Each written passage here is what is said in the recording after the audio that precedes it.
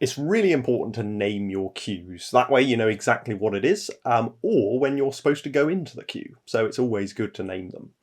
Queues can be named at the point of recording them. So I'm going to go into queue 11, double click on it, and then let's just simply say that 31 through 37 this lighting state is what I would like to be the next queue. I want this particular lighting state to be queue 12.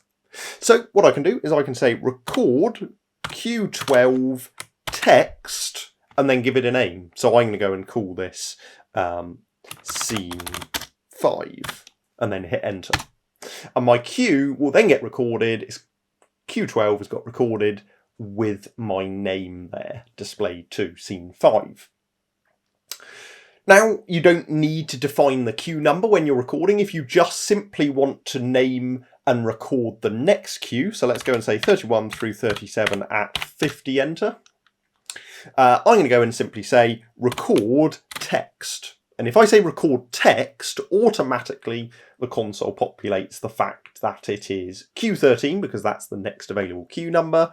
And again, I can now type in my description, my name. So I'm going to say lights down and hit enter. And that will then name the queue and record it for me.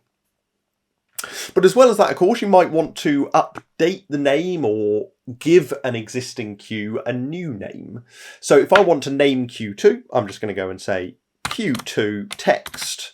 And then for Q2, this is going to be my front light. So I'm going to go and call that front light and hit enter. And so I can rename my queues that way. Another way you can name your queues if you want to, rather than more of a syntax-based way, if you go to the queue list window, you can then access your queue list in a standard kind of spreadsheet format. So that means you can go and double click in on a queue and give all of your queues their names that you need. And just literally name the queues that way. And then if you go back to live, your sidebar will of course have updated with those custom names.